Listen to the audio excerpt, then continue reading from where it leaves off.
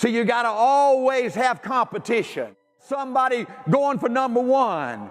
Somebody trying to break a record. Somebody trying to win a promotion. Somebody trying to win a contest.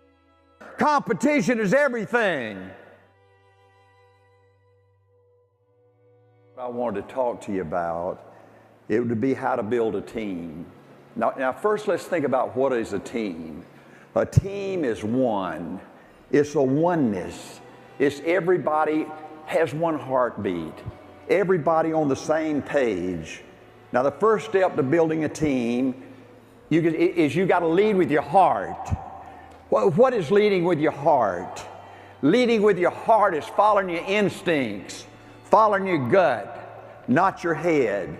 That's the reason I think it's almost impossible for smart people to win, because they're always figuring out the perfect time, the perfect play. Don't mess up, don't fail, and they miss the moment. Let me give you another unwritten law. I don't know anybody that's ever made straight A's that's ever done anything. Hey, see, you gotta call the play. You gotta call the play. You don't worry about screwing up. You don't worry about messing up. You call the dadgum play. Remember my football analogy. If you've got two teams out there Friday night of pretty equal ability, there's about 120 plays in a football game. At the end of the game, the team that wins, there's 4 or 5 plays that determine who's going to win. 98% of the plays you call don't work like they're supposed to.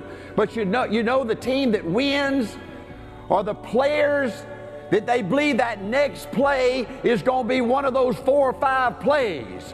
120 plays a game, they give it every dadgum thing they got. You got to call the dadgum play. You got to lead with your heart to build a team.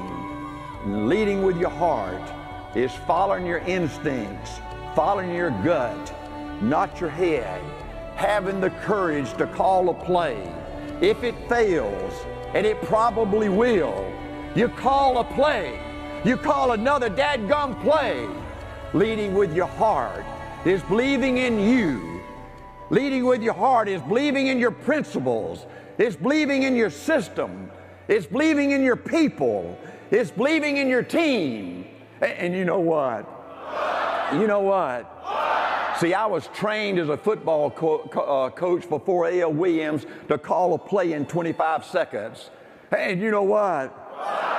Some people said, Art, you call too many plays. Art, you call plays too fast.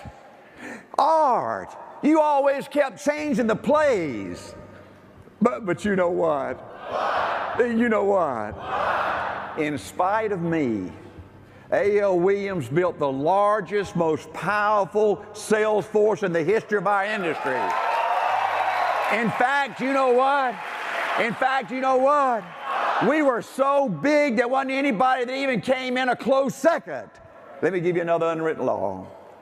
You lead with your heart. You follow your instincts. You follow your gut, not your head. Hey, you know what? You know how important I believe praise and recognition is.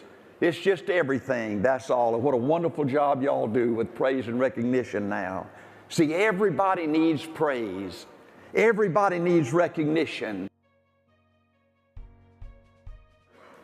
You know, it takes a lot of special people to build a championship team. When we started really growing at A.O. Williams, you know, I'd call an emergency meeting, maybe this is Monday and maybe on Friday, and I'd want to do 100 t-shirts. And all these people that did our t-shirts and our trophies, they wanted 6 weeks to get the job done and all this kind of crap. You know, in A.O. Williams, you had to operate like right now, like yesterday. And so I went out to Snellville, Georgia, and I found Tommy and Pam Melton, and I said, I want you guys to start a company. I'm going to help you finance it. And I want you to be ready to give us those t-shirts and give us those trophies. and they were just magnificent. And I think they're here today and done a lot of this kind of stuff. And y'all ought to use them because they get it done, and they get it done on time.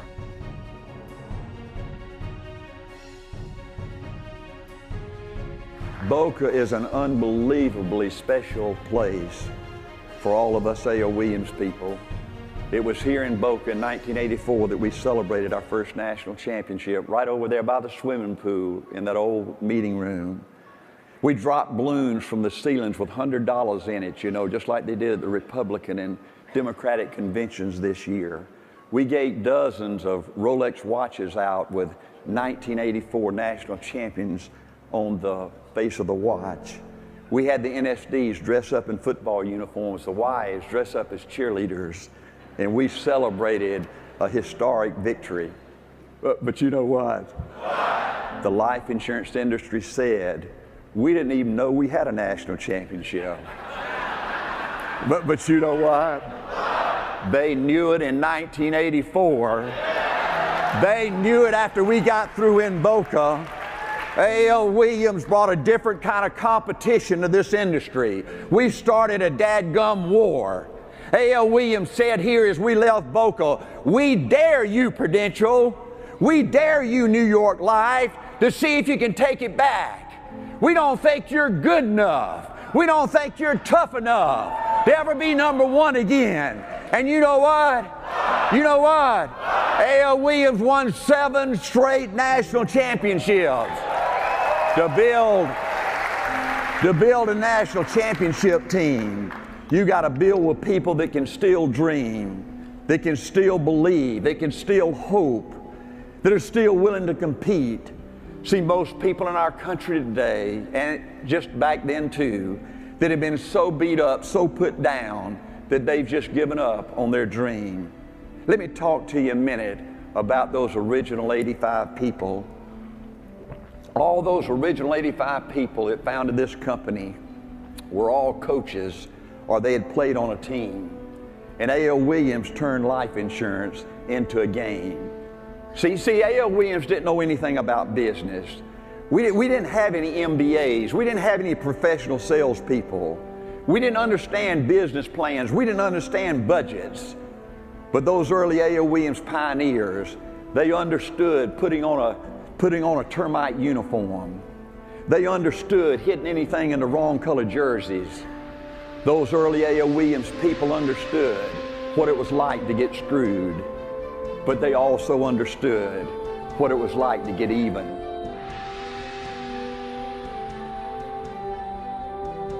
See, I want to talk to you about the A.L. Williams I remember. We were a team. We were together. We cared about each other. At A.L. Williams, we created a bubble that was so positive it was unbelievable. We were together. We were in that foxhole together. We were going to fight for you. We were going to protect you. There was a special kind of spirit in A.L. Williams. We didn't just like it, we loved it. We believed to win. You had to have what I call that Friday night feeling. You had to be so excited you were just about to mess in your pants. See, people won't follow or believe in a negative, dull, disillusioned, dadgum crybaby.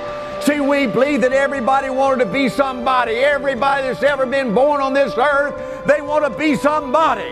And we believed as a leader in leading your team, it was your responsibility, no matter how hurt these people were, to reach inside of them, to grab their heart, to help them believe in them again, to believe that there's somebody special again, to believe that we're put on this earth to do something important again, to build a great team. It begins with you, the leader. You've got to become a magnet where people are drawn to you like bees to honey. The most asked question I get even today in A.L. Williams, we sell the coach book up at this little inn and spa in Highlands, North Carolina that Angela and I own. And the most asked question I get today, 22 years after I retired, is, Art, how did you do it? How did those 85 people do it? How did A.L. Williams grow from a peanut of 85 people in one city, in one state, to an army of 225,000 people in every city and every state in Canada? Well, why did Bob Buson give up his $100,000 income to go to a new company where the odds were 99% that we were going to fail? And they ask me all the time, why did Bill Lorinda pick up his family and go to Dallas, Texas? Didn't have a pot to pee in. Why did Ronnie Barnes go to Chattanooga, Tennessee? Rusty Crossland go to Denver, Colorado? And the president of the company stood up the first couple of years and said the odds are about like this of us surviving. I don't mean being prudential. I don't mean changing an industry. I'm talking about the odds are about like this surviving. My all-time favorite quote is by Winston Churchill. There comes a special moment in everyone's life, a moment for which that person was born. That special opportunity, when he seizes it, will fulfill his mission. A mission for which he is uniquely qualified. In that moment, he finds greatness. It is his finest hour. Those original A.O. Williams thought that this was our moment, that this was our time. These people wanted to do something big. They wanted to do something important. They wanted to leave their mark. They wanted to be somebody. Let me ask you this. Where could people like us go? Look at me. Where could people like us go? Yes, we knew it was impossible. Yes, we knew the odds were 99% against us surviving. But where could people like me go? Where some company would give me a chance. All we wanted at A.O. Williams was a chance. And we really believed if we had a chance, if somebody would take a chance on us. We really believed we were different. We believed we were special. We believed that one day we would change the thinking of the largest industry in the world. We believed that one day we would destroy trash value.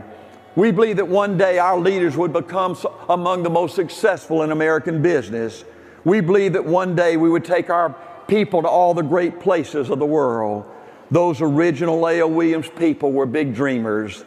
They were big thinkers. They were big doers. Let me tell you about big. Big is Larry Waddell taking his wife and 2 boys, picking them up in Atlanta, Georgia, and moving to Greensboro, North Carolina. Didn't have any money, didn't have any financial security. His 9th month as an RVP, his base shop was doing $100,000. But during those 9 months, he had produced a first-generation RVP named Joe Covington, that when Larry Waddell did a base that month of $90,000, Joe Covington did $60,000. Ultimately, Larry Waddell produced 100 first-generation RVPs. That's big. Big is Bob Buson building a team all over the United States and Canada of over 900 RVPs. Big is Mike Sharp building a team that produces over $4 million a month in premium. Big is Greg Fitzpatrick when we're moving into Canada, taking an A.O. Williams, being an A.O. Williams leader that goes into Canada to help us open up Canada. We could only pay those original people 4.5%. Didn't even cover his expenses, but he went up there for 1 year, 1 week, every month, losing money, but wanting to build a team, wanting to help us pioneer new territory. Today he has 50 RVPs in Canada. Big is Kip Ridley for 1 year, running a $200,000 base shop, and that very same year producing 4 first-generation RVPs. Big is Dick Walker, becoming an NSD by producing 10 first-generation RVPs that do $20,000 each in 1 month.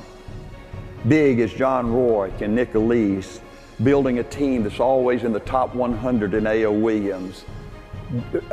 Fantastic examples of saving your money and becoming financially independent. They became financially independent. They could retire, do anything they wanted to, but 35 years later, they're still in this company. You know why they're still running a base shop? Why they're still out there helping their RVPs produce RVPs and build teams to build financial independence? Because they love them. Because they love being part of a team. Big to me is starting with nothing but a dream. Starting with nothing but a dream. But just being part of a group of people that you can count on, that you love going to war with, And one day, that team kicking Prudential's butt, to build a big team, you got to have a crusade. And what a crusade y'all have today. You got to have a crusade. You got to have a cause to fight for. At A.L. Williams, we were crusaders first. Coach Lombardi says you capture the person's heart, you capture the man. You know, folks, it's not about the money first. It's not about the money first. It's so much bigger than that. Honestly, folks, I never thought I was capable of making big money. I never thought somebody like me could make big money. I never expected that. I never sold a new recruit, never in 20 years, the money first. I always thought, though, cash value was evil. I thought it was criminal what that Gulf Life agent did to me and Angela with 2 children, selling us a $15,000 whole life policy when he could have given us a $100,000 term policy. I couldn't believe what the big insurance companies did to the families in America. Prudential's average size policy was $4,000. It was our passion, Sam, that made us different. It was our passion that gave us a chance. It's got to be the crusade first, not the money. A.L. Williams stood for something. A.L. Williams stood for something. Can you imagine this little old peanut becoming such a dominant company in this industry that when you mentioned the word A.L. Williams, people thought it meant something. It meant something out. It was not just another company. A.L. Williams stood for something. In this industry, when you mention A.L. Williams, those 250,000 agents, those 2,000 companies, they immediately felt fear. They immediately felt intimidation. They didn't know where. They didn't know when. But they knew we were out there. They knew that someday, somewhere, if they sold a trash value policy, A.L. Williams was going to show up. And it was going to get ugly. It was going to get ugly. We didn't want to destroy the company. We didn't want to be nice. We wanted to destroy those jokers. Put that towel down, John. Let me tell you something. The harder they fought, honestly, Mike, the harder they fought. They were so stupid. They should have been nice. They should have just gave up. But the harder they fought, the nastier they were, the more they tried to put us out of business, the more we loved it.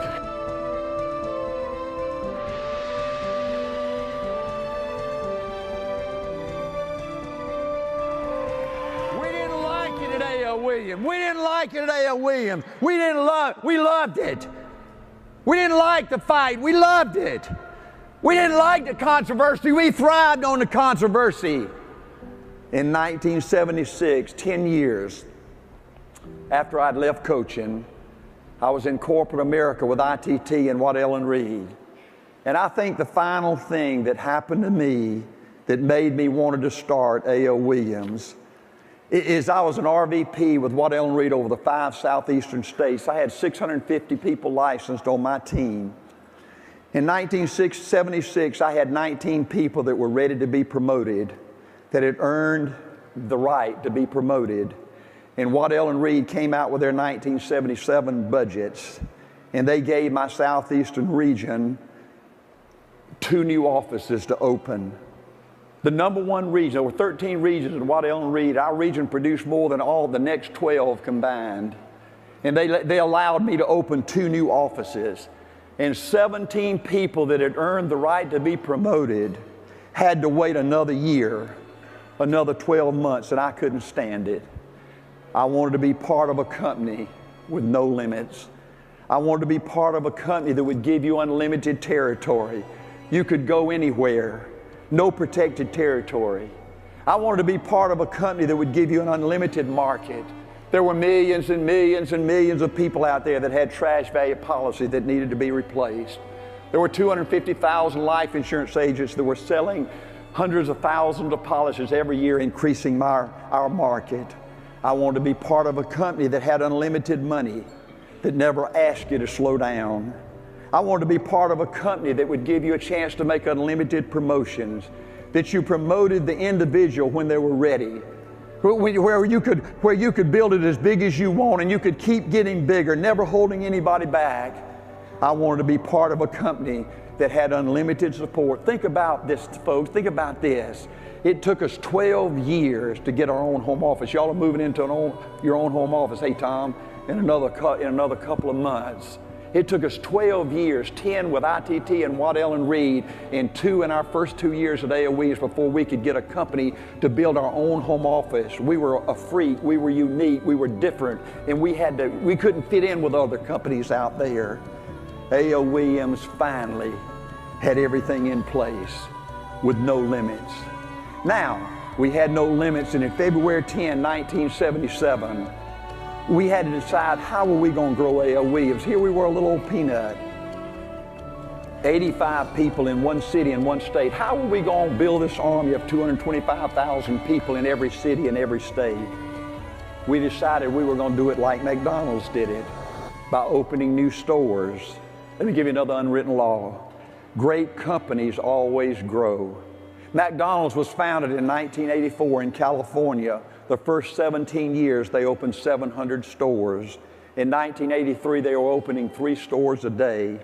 In 2012, they had 33,000 stores all over the world. To grow, Primerica's got to open new stores. I had lunch this past year, a few months ago, with Truett Cathy, the founder of Chick-fil-A. He founded Chick-fil-A in Atlanta, Georgia in the early 1960s. For 10 years, he only had 1 store. Today, he has 1,400 stores, and he's worth $4 billion. We decided at A.O. Williams that we were going to expand by the magic of multiplication. Let me give you this example of addition versus multiplication. Let's say you are the only RVP, Cheryl, on your team that produces RVPs, and you go out and produce 3 RVPs. Then you do that 10 times. That 10th generation RVP will give you a total of 30. But if you're giving other people a chance to build a team, to have the same unlimited opportunity you have, you go build 3, Cheryl, and you help them build 3. You go build 3, help them build a team of 3, and you do that times 10. Through 10 generations, you would have 59,000 RVPs. That's 30 versus 59,000. If those organizations did $10,000 in premium a month, by addition, you would produce $300,000 a month in premium. But if you did it by multiplication, it would be $590 million a month in premium. That's magic. Ain't that magic? In 1977, the original A.O. Williams plan for growth and expansion was for you to become an RVP, you to produce 7 to 10 RVPs, and you help your RVPs build a team of 7 to 10 RVPs. Let's look at the magic of multiplication again. You produce 7, but you're the only person that produces RVPs. So you do that through 3 generations, that gives you 21, a team of 21. But if you give your people the same unlimited opportunity you have, you produce 7, and then they go out and produce 7. You do that through 3 generations. That's 343 RVPs. So addition is 21. They do $10,000 a month. That's $210,000 a month. But if you build a team of 343 that do 10,000, that's $3.4 million a month. That's magic. You want to know how A.O. Williams built an army? You want to know how A.O. Williams spread out all over the United States? Had an office in every city and every town, even Cairo, Georgia, had an A.O. Williams office. We did it by multiplication. And as you see, I believe the only way to build successful RVPs is to build strong base shops. You know, for some reason, some of you new people think A.O. Williams, we didn't have strong base shops. You got little old bitty base shops today compared to what our people did. It's just pitiful when I look at some of your numbers. See, at A.O. Williams, we believe the only way to build RVPs was to have strong base shops. See, we looked at our base shops different, though. We thought our base shops were RVP factories. See, our base shops were supposed to produce RVPs, not sales. We were not in the sales business. We built people, not sales. See, A.L. Williams had high standards for its base shops. Not these piddling little things y'all build.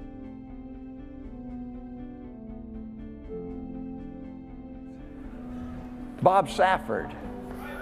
See, if you want to, you got a choice of building an RVP factory where you build a huge team of lots of RVPs, where you build great wealth and you can pass it on for generations. Bob Safford did that. My good friend died about 1.5 years ago. But what a legacy he left you, right, Tom? Making over $1 million a year. Isn't that unbelievable? Hey, Williams, hey, do you remember, folks, in 1984, when we were here in Boca Raton, that was just a dream. We just hoped we were going to be good enough to do that one day. But it's no longer hope. It's no longer a dream. It's for real.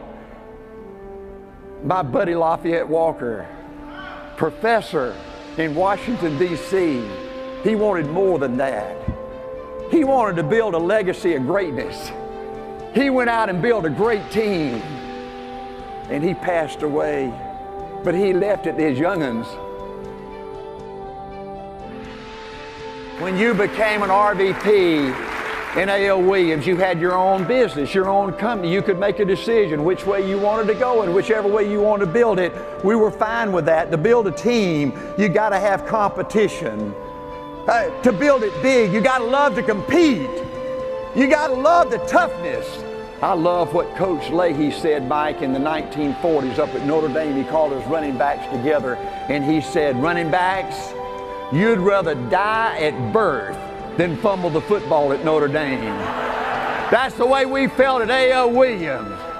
We love to compete. Competition is everything. You got to have a scoreboard.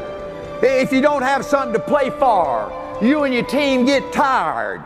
You get bored. You give up. February 10, 1977, when we were that little old bitty peanut, we got together in Atlanta, Georgia, and we said, who do we want to beat? And we said, who's number one? Who's the most famous company in this industry, the largest industry in the world? In 1977 was the life insurance industry. We said, who's number one? Who's the most famous company out there? Who do all the people think's the best company in this industry? And we researched and we found out it was Prudential, and we said, that's who we want. We're going after the best. We're going to knock their ass off. So you got to always have competition. On your team, you got to always have somebody going for number one. Somebody trying to break a record. Somebody trying to win a promotion. Somebody trying to win a contest. Somebody trying to win a t-shirt. Competition is everything. Now you know what? Angela kissed me goodbye this morning. And she said, Arn, don't go down there and make a fool out of yourself. He said, can't you go down there and just talk like a regular human being? You know, do you have to get up there and scream and holler in your face? No, I just can't do it. To build a team, you got to be a winner. You got to be a winner. To build a team, you got to prove to your people that the opportunity is for real. See, folks, at A.L. Williams, we didn't believe in fake it until you make it. See, at A.L. Williams, we didn't believe you needed a big house or a big office or a big car or wearing fancy $1,000 suits, having a Rolex watch. See, you need to keep your expenses low. You can't ever be too low with your expenses. Your personal expenses and your business expenses. You got to live below your means. You got to prepare for crap that happens. Crap's going to happen, right? What do your people need to see you do? What do your people need to see you do to build a championship team? They need to see you always do it first. See, I always had another unwritten law that if one person can do it, then you don't have any excuse. You can do it, right? You ought to be that one person that can do it first. Go prove to your people that it can be done. Always be the best recruiter, always be the best field trainer, always be excited, always be busy. You know the best thing you can show you people is how much money you saved. Folks, I can't tell you the hundreds of part-time people I recruited in this business by showing them my mutual fund statement with $42,000 that I'd saved making part-time at A.L. Williams. I can't tell you the hundreds of people I recruited in this business by showing them my plan of financial independence to build a championship team. We wanted promotion guidelines that were simple, where everybody could understand easily what they had to do to get to the next promotion. We wanted new recruits to get promotions fast. That's the way you build momentum in your team. Is everybody going after a promotion, everybody going after sales leader, district leader, division leader, regional manager, RVP, SVP, NSD. We wanted every new recruit to see a clear, fast path to RVP. Now, warning, folks, if you rape your people, they will find out eventually and hate you. Example, holding people back from RVP promotions so you can make more money in the pools. See, it was mandatory at A.O. Williams that even though you got your own company within a company, it was mandatory at A.O. Williams. And when I say mandatory, that means your ass is going to be fired if you don't do it. It was mandatory at A.O. Williams that everybody follow the company guidelines. You can never have guidelines tougher than the company. Can you believe anybody would do that kind of crap? I'd can their ass so fast you wouldn't believe it.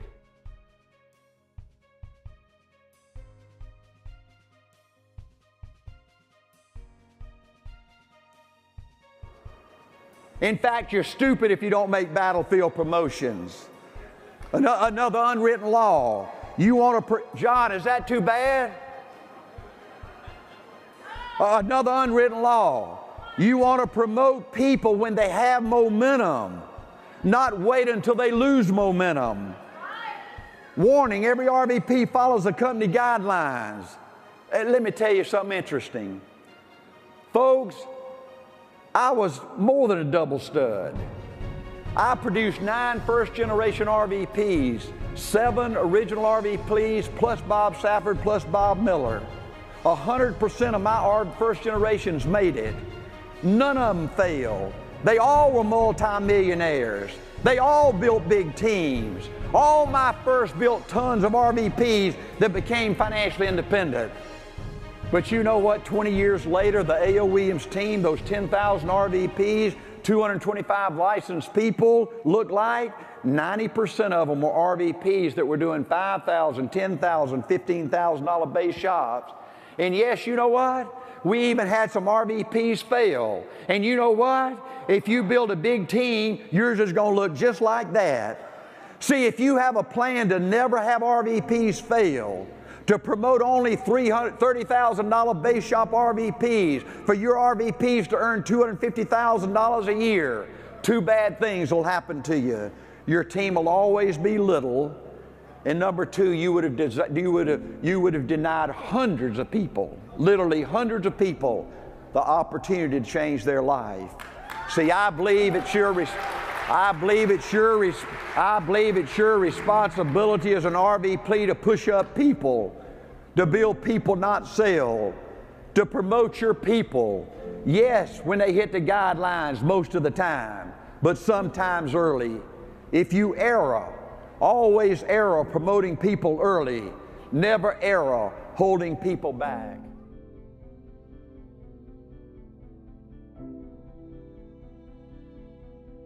The dream, let me tell you what the dream was to me. I founded this thing. Let me just tell you the way I thought, you know. Because when I founded A.O. Williams, and I recruited my first guy, Bob Buson, that was in 1972. I started in 1967, so I'd already been in this crap for 5 or 6 years, right?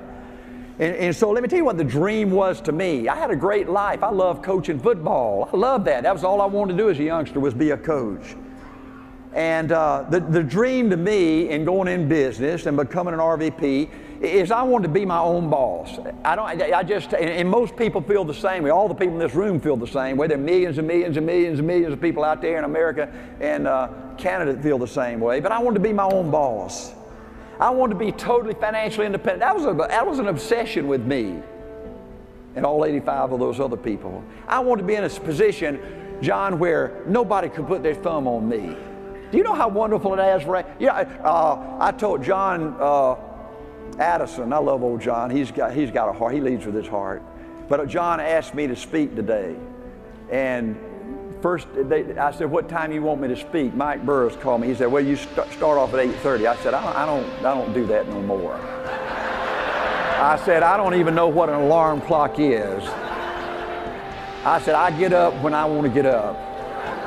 And I said 95 is packed with people, getting to work from 6 to 8, like Atlanta, Georgia. I hate Atlanta, Georgia. I can't get nowhere. It's just right? And I said, I don't speak till 10 o'clock or 10:30. I get up when I want to. I shave and shower. I have breakfast, and I leisurely ride down here listening to A.L. Williams songs. See, I'm financially independent. I don't have to take crap from nobody. The dream to me was, number one, being my own boss. Number two, being totally financially independent. Number three was to work at something I'm passionate about. That's what life's all about, folks. I still love this stuff. You understand that? Can you imagine me doing this? I don't have to do, I could be, me and Norm were playing golf, and Dave Francis and Bill Arenda. I could be out there right now at Trump International practicing my golf game. But I'm down here talking to you because I love it. You want to have something you're passionate about. And then the last thing I wanted is I wanted a great quality of life. I didn't want to go in business and just have a crappy life just for the money, just to go out there and screw up your whole everything. I wanted to have it all. I wanted to have a great family. I wanted to enjoy my business. I wanted to love my people. See, the dream we're selling at A.L. Williams was not running a base shop forever. It was not being a fanatic forever. It was not field training greenies 4 and 5 nights a week forever. It was not being on a treadmill forever. That's a nightmare. You understand that? That's a dadgum nightmare. Our dream at A.L. Williams was to work hard. Yes, be a fanatic, kill yourself the first few years, but work hard so you can enjoy a great quality of life. I believe in achieving this great quality of life, you go through 4 phases. Phase number 1, the first few years you are a fanatic. You're out there working 4 or 5 nights a week, training these greenies. Then you enter phase number 2 when you're still running a base shop, but you're starting to promote RVPs and opening new offices. And then you enter phase number 3 where you're promoting more RVPs, and your RVPs are starting to promote RVPs. And now your base shop activity becomes smaller. You recruit less people personally. You enter the field less. And then you enter phase number 4 where you're having fun. You're traveling around talking to your people, helping them reach that great quality of life. The key to building a successful business is building trusting relationships. Building trusting relationships is everything. This is a relationship business. How do you get people to trust you? How do you get people to love you, to commit to you, to be loyal to you, to give you 100%, to believe in you? Another unwritten law.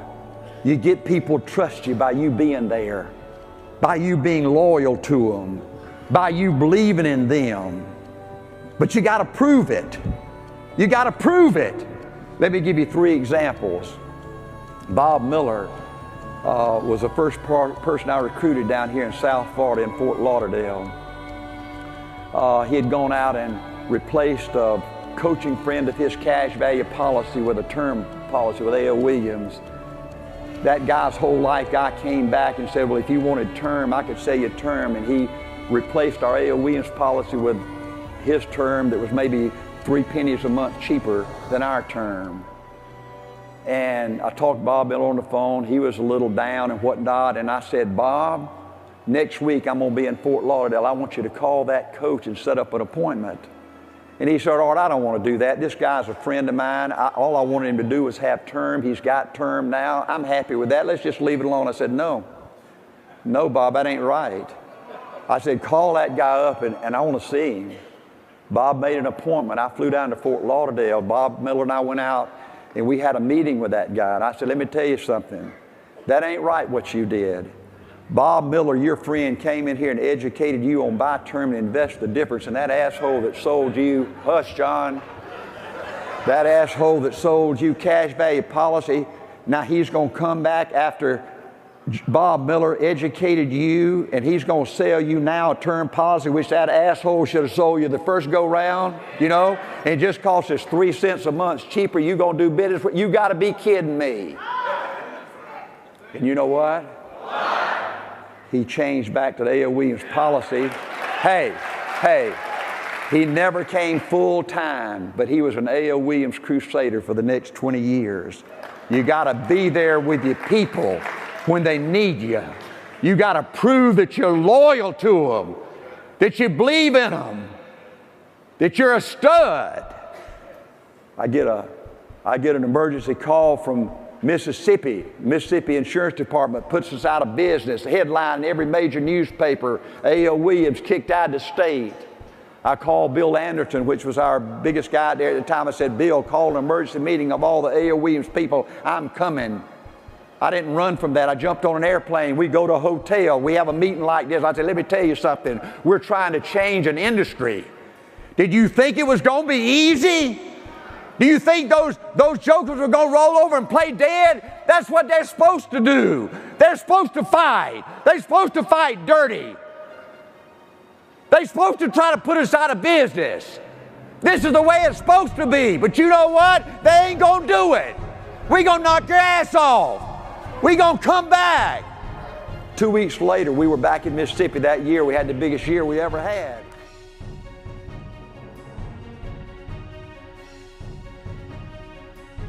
I get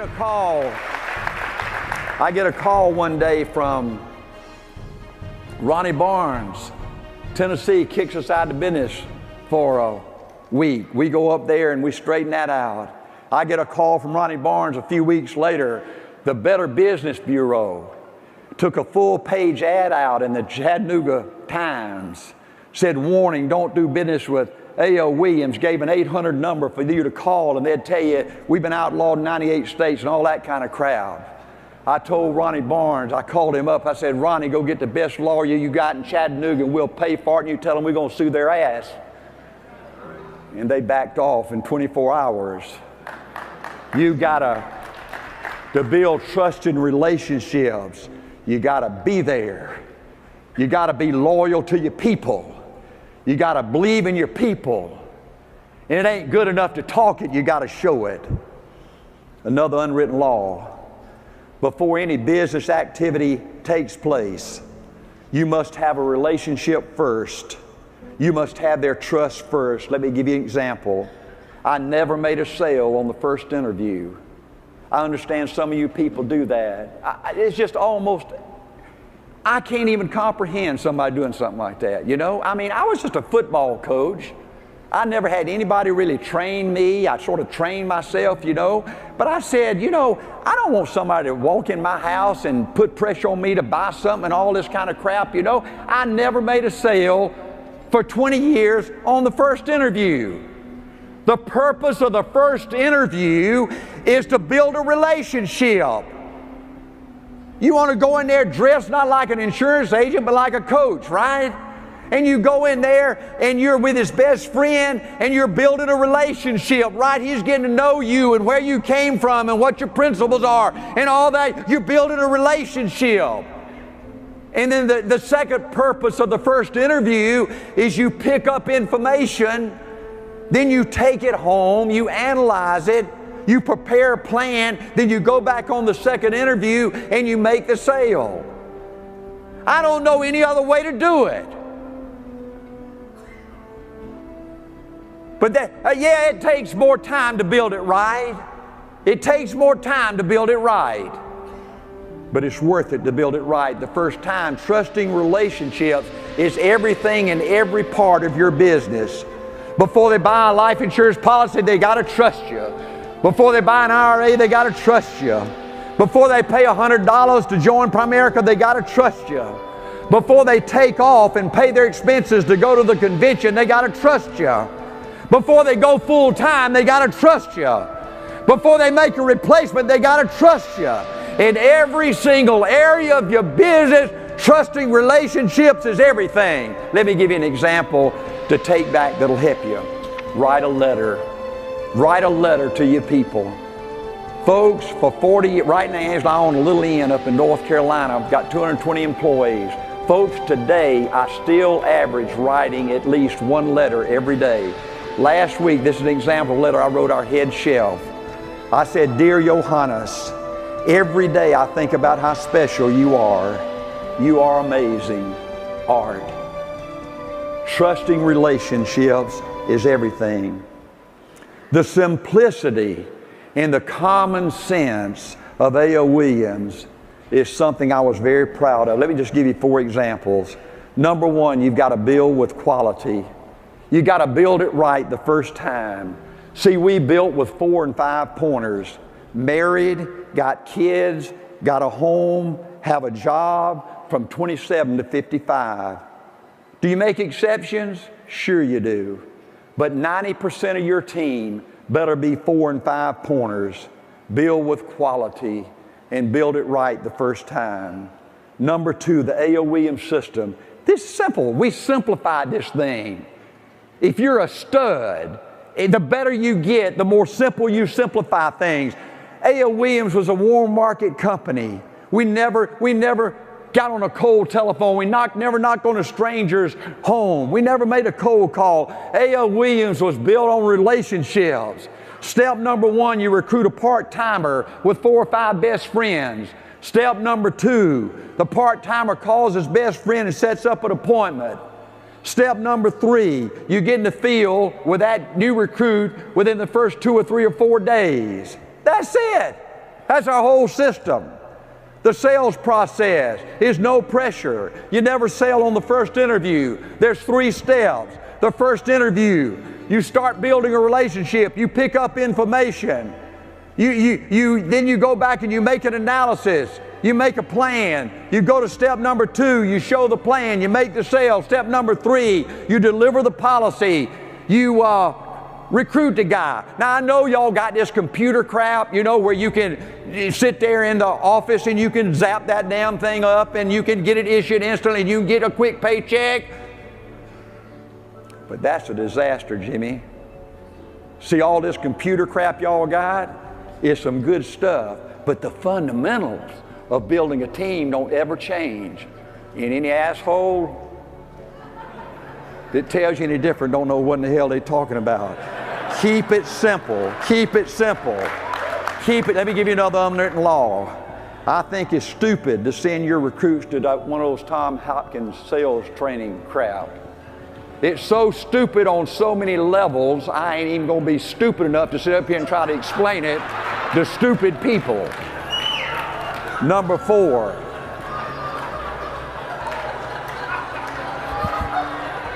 Number 4. I told John, 4 times I told John, don't invite me down here. I said, John, I'm going to upset some of your people, but the people I upset needs to have their ass upset. I can tell you that. Number 4. Number 4.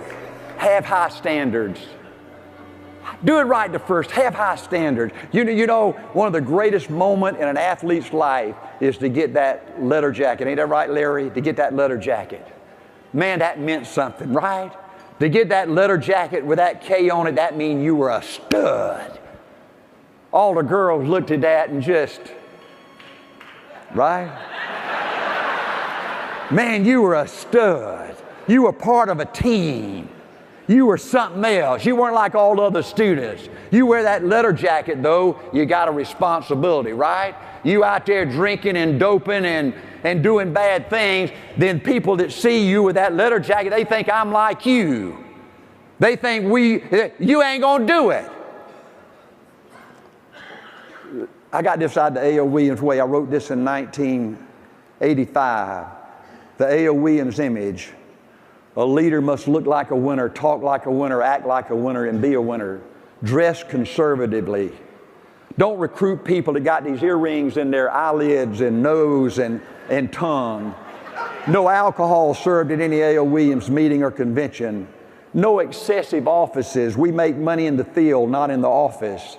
No limousines. Y'all know what timeout is with your kids? It's hard to believe, but we had one RVP. I was speaking at a meeting up north somewhere. I won't even tell you who it is or where it was. And all of a sudden, I'm walking into the arena, and this big old long limo pulls up. And some guy steps out that's coming to the meeting. And I put that RVP on timeout. No limousines, flashy cars, and all that crap on company business. You live within your means. You have a good financial image if you're going to be a leader in our company. You got to make money, save money, pay your bills, be a good citizen in your community. No profit for selling anything to your people. Hey, have high standards. As president of A.O. Williams, I've always tried to look dignified. Check out these orange shoes I wore down here today. Have a good personal image. Don't let money and success change you.